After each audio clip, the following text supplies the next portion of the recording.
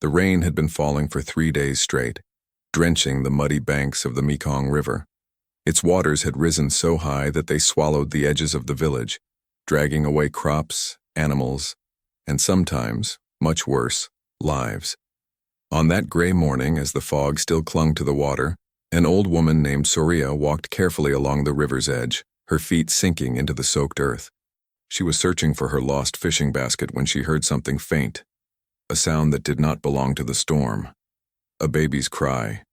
At first, she thought her mind was playing tricks on her. But then it came again, sharp, desperate, cutting through the rain. She followed the sound to a patch of reeds near a fallen bamboo tree. There, lying on the damp ground, wrapped in a blanket smeared with mud, was a baby girl, no more than a few weeks old. Soria gasped. "Oh, little one," she whispered, kneeling beside her. The child's tiny hands trembled from the cold, her cheeks flushed red. On her left shoulder, Soria noticed something strange, a mark, faint but clear, shaped like a small crescent moon, a scar that seemed too deliberate to be an accident. She looked around desperately. "Is anyone here?" she shouted into the mist. "Whose baby is this?" No answer came, only the endless rush of the river. Soria wrapped the child in her scarf and hurried back toward the village, her heart pounding as the rain poured harder. When she arrived, people gathered quickly, murmuring among themselves. The sight of a baby found by the river unsettled them. In their tradition, such things were never coincidence. The village elder stepped forward, his face grave. "No one has reported a missing child," he said after a moment. "Perhaps she was meant to be found by you." Soria frowned.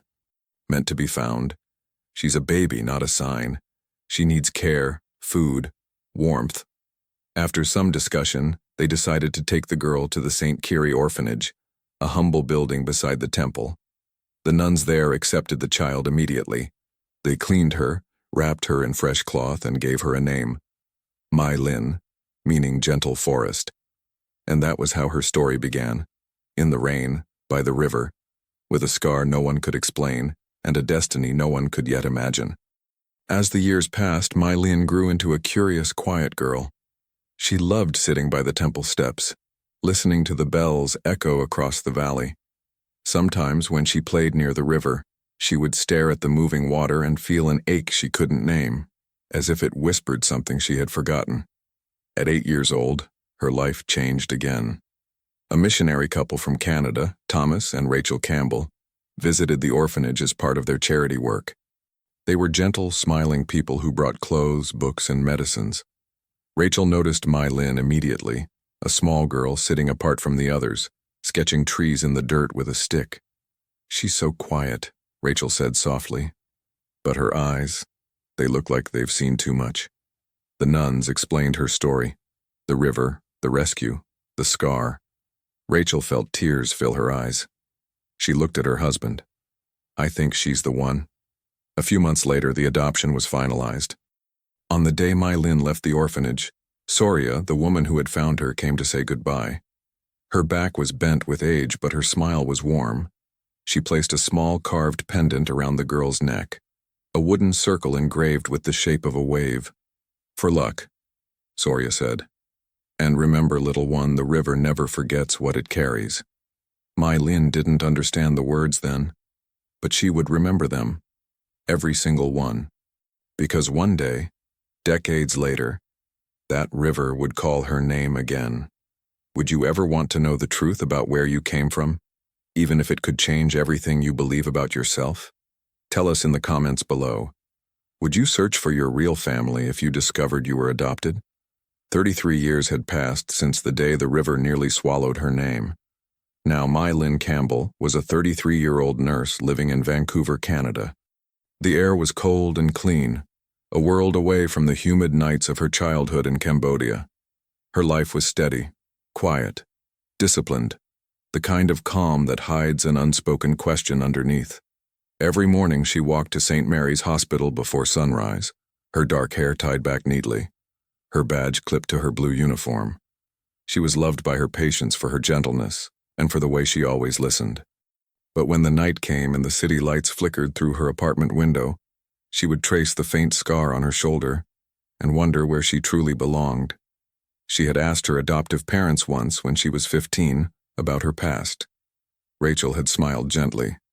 "All we know is that you were found by a river, sweetheart. You were chosen. That's what matters." But the way she said it, softly, hesitantly, told Mai Lin that there were things left unsaid. Still, life had given her peace and she was grateful. Until one afternoon something unexpected happened. It was an ordinary day in the emergency ward. A new patient had been brought in, an elderly man, frail, dehydrated, with a thick accent that reminded her of home. As she helped clean his wounds, he suddenly froze, staring at her shoulder. "You," he whispered in Khmer, his voice trembling. "That mark, that scar, it's the same as hers." Mai Lin blinked. "I'm sorry?" The man's eyes filled with tears. "You're from the Mekong, near Cradie, yes? There was a girl, a baby, lost in the flood 30 years ago. Her name was An Puong. She had that same mark. Her mother never stopped looking for her." The words struck her like a storm. Her hands began to shake. "How do you know that name?" The old man sighed weakly. "Everyone in the village knew the story. They said the river took her. But your shoulder, that mark, only she had it." For a moment the world went silent. The monitors, the footsteps, even the rain outside. Just the sound of her own heartbeat in her ears. That night she couldn't sleep. She sat on her bed staring at the scar as though seeing it for the first time. And Puong. The name felt strange on her tongue, yet familiar in her bones. She searched online for records of missing children in Cambodia, old reports, anything that could explain the coincidence. But all she found were fragments, floods, families displaced, children lost. When she told her parents about the encounter, Thomas tried to calm her. "Honey, people imagine things. Don't let a stranger make you question your whole life." But Rachel's expression gave her away. A flicker of fear or maybe guilt. "Mom," Mai Lin said quietly, "did you ever find out who left me by that river?" Rachel hesitated. "No. We were told you were an orphan, that's all." But Mai Lin could feel it. The story wasn't over. It had only been paused. A week later, she stood at her kitchen window, watching the rain fall just like it had on the day she was found. And in that sound, the endless rhythm of water hitting glass, she felt something awaken inside her, a pull, a memory, a promise. She knew then what she had to do. She would return to Cambodia. She would find the river. And maybe, just maybe, she would find herself. The heat hit her like a wave the moment she stepped off the plane. After more than 2 decades away, Mai Lin was back in Cambodia, or as the elderly patient had called it, home. The air was thick with humidity, the scent of mangoes and river mud, and something else she couldn't name. Memory. She carried only a backpack and a small pendant, the wooden charm Soria had given her the day she left the orphanage. For years it had meant nothing more than luck. Now it felt like a compass. Her first stop was St. Kiri Orphanage, the place where she had spent her early childhood. The building was older, the paint peeling, but the smell of incense and soap was the same. A nun named Sister Dara greeted her at the gate. "Mai Lin Campbell," the nun repeated, scanning her passport. "Yes, we still keep the records. You were brought here in 1992. She led her inside a small office filled with old books and rusted filing cabinets. As Sister Dara searched through the files, Mai Lin's eyes wandered to a wall covered with faded photographs of children. Dozens of faces, many smiling, some not. Beneath each picture, a name. Her own photo was there too, in black and white, labeled "Baby found near Mekong River." "Here," the nun said finally, handing her a yellowed document. "You were found by a woman named Soria, a villager from Kampong Cham. She died about 10 years ago, but her granddaughter still lives nearby. She might know more." Mai Lin felt a lump in her throat. "Can you take me there?" The road to Kampong Cham was long and dusty, winding along the river that seemed both familiar and foreign. Every bend, every smell, tugged at something deep inside her. When she finally reached the village, children ran barefoot through the mud, and old women sat outside weaving baskets. Soria's granddaughter, a woman named Lena, welcomed her warmly. "My grandmother spoke of you often," she said, offering tea. "She said the river gave her a gift that day." Mai Lin smiled sadly. "Did she ever say anything about my family?" Lena hesitated, then disappeared into another room. She returned holding a small wooden box. Inside was a journal, wrapped carefully in cloth. "She wrote this before she died," Lena said. "She wanted you to have it if you ever came back." The pages were fragile, the handwriting shaky but clear. As Mai Lin read, tears filled her eyes. Soria had written about the morning she found the baby, about the rumors that followed. A flood, a missing family, a woman who wandered the riverbanks for weeks searching for her lost child. One passage stood out. They said the baby came from the East Village, the one hit hardest by the flood. A woman named Lan Phuong lost her daughter that same day. The mark on the child's shoulder, they said it was the same. Her hands trembled as she turned the last page. Tucked inside was a tiny cassette tape, labeled with one word, and Phuong. Lena frowned. "We don't have anything to play it." Mai Lin clutched the tape to her chest. "I'll find a way." That night, she stayed in a small guest house near the river. The water outside shimmered beneath the moonlight, calm and endless. She held the pendant in her hand and whispered, "And Phuong, is that me?" The wind rustled the trees as if answering her. The next morning she would travel to the eastern village and the one mentioned in the journal. What she didn't know was that waiting there was someone who had never stopped searching for her. Someone who had never stopped believing that the river would bring her back. Do you believe in destiny? Or do you think everything that happens is just chance? Comment below. Could you face the truth if it meant uncovering years of pain and secrets? The sun was setting by the time Mai Lin reached the eastern village mentioned in Soria's journal. The road ended near the water, where the Mekong spread wide and golden beneath the fading light.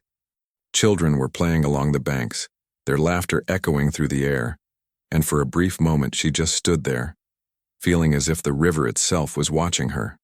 She followed the narrow path into the village, carrying the small cassette tape in her pocket. An old man sitting by a fruit stall pointed her toward a modest house surrounded by banana trees. "That's where Lan Phuong lives," he said quietly. "The woman who lost her daughter in the flood long ago." Mai Lin's heart began to race. The name echoed in her head. Lan Phuong. It felt like a whisper from another life. When she reached the house, an elderly woman was sitting outside, weaving a basket. Her hair was silver, her hands thin and steady.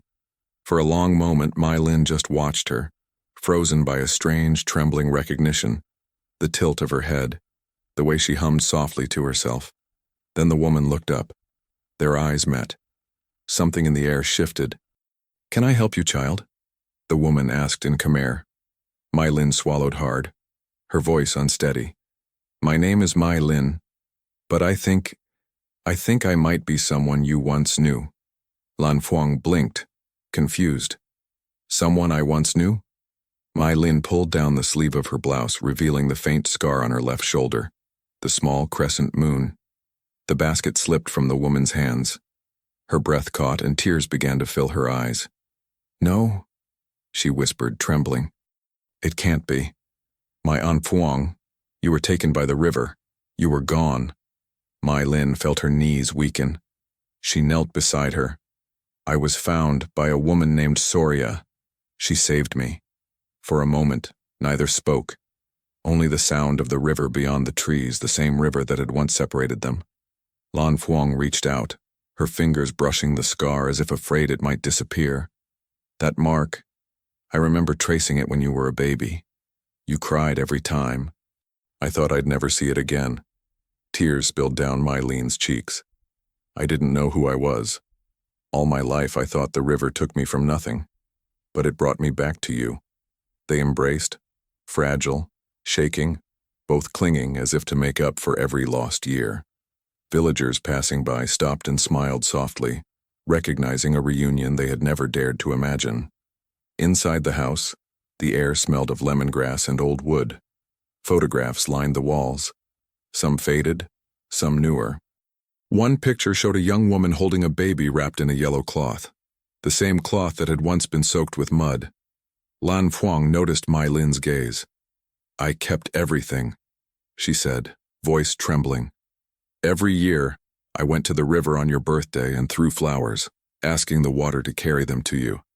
Mai Lin opened her bag and took out the cassette tape. "Soria left this for me. It's marked with your name." Lan Phuong's eyes widened. She went to an old radio on the shelf, turned the knob and placed the tape inside. The sound crackled. Static. Then a voice, soft and distant. It was Soria. "If this tape finds you, it means the river kept its promise. The child lives. Her scar is the moon's gift. Proof that even what's lost can return." Lan Phuong pressed her hands to her mouth, sobbing. Mai Lin closed her eyes, letting the tears fall freely. The river outside shimmered as the last light of day faded into gold. For the first time she felt whole. But the story wasn't over yet, because now she had a choice to make, between the life she had built in Canada and the one she had just rediscovered by the river that never forgot her. The days that followed felt like walking through a dream. For Mai Lin, the village by the Mekong no longer seemed like a place from an old story. It was real now, filled with faces, laughter, and the rhythm of life she had always felt connected to without understanding why. Each morning she sat by the river with Lan Phuong, sharing stories of the years they had lost. Her mother spoke softly, voice trembling as she recounted the night of the flood, the rain that wouldn't stop, the desperate attempt to flee, the moment the river tore her baby from her arms. "I searched for you until my body gave up," Lan Phuong whispered one evening, her eyes glistening. "But I never stopped talking to you. Every night I prayed the river would carry my words somewhere you could hear them." Mai Lin smiled faintly, tears rolling down her cheeks. "Maybe it did. Maybe that's why I always dreamed of water." They laughed, cried, and cooked together. Simple meals of rice, fish, and stories. The villagers welcomed her as if she'd always belonged. Some even called her the river's daughter, the one who came back. But as days turned into weeks, the questions she had been avoiding began to surface. What now? Her job, her parents, her entire life waited for her back in Vancouver. Thomas and Rachel had raised her with love, had given her a home and a future. They didn't know she had found her birth mother. Not yet. One night, under a sky full of stars, she called them. Rachel answered, her voice trembling with both joy and fear. "Mom," Mai Lin began softly. "I found her." There was a long pause, then a sob. "Oh, sweetheart, I knew this day would come. Tell me, is she kind?" "She's everything I imagined," Mai Lin said, her throat tightening. "And more, but I don't know what to do. I love you both, and her too. I can't be in two places at once." Rachel's voice was calm now, gentle. "You don't have to choose, my love. You came from her, but you grew with us. Both truths can live in you." Those words settled deep in her heart. That night, Mai Lin couldn't sleep. She walked to the riverbank, the moon reflecting on the water just like the scar on her shoulder. She whispered, "You took me once, but you brought me back. Thank you." The river moved quietly, as if listening. By the time dawn came, she knew what she would do. She decided to stay, at least for a while, to learn her mother's language, to teach basic health care to the villagers, to give back to the land that had once lost her. Every few months she would call her parents in Canada, promising to visit soon. In time she opened a small clinic by the river, painted in soft blue and white. Locals called it the House of the Returning Moon, a tribute to the scar that had revealed the truth. There, Mai Lin treated fishermen, children, and mothers. Each life a quiet reminder that healing was not only of the body, but of the soul. One afternoon, as she watched the river glisten beneath the sunlight, Lan Phuong placed a hand on her shoulder. "Do you know what your name means, my child?" Mai Lin smiled. "You told me." "And Phuong, the peaceful one." Her mother nodded. "Yes, and you truly are. You came back to bring peace to me, to yourself, and to this river." They stood together, silent, listening to the gentle rush of the water. For the first time in her life, Mai Lin felt complete, not as an orphan, not as someone between two worlds, but as the daughter of both love and loss. The river hadn't just carried her away, it had carried her home. Some scars don't remind us of pain, they remind us that we survived. If this story touched your heart, don't forget to like, comment, and subscribe for more emotional, true life stories about love, destiny, and family.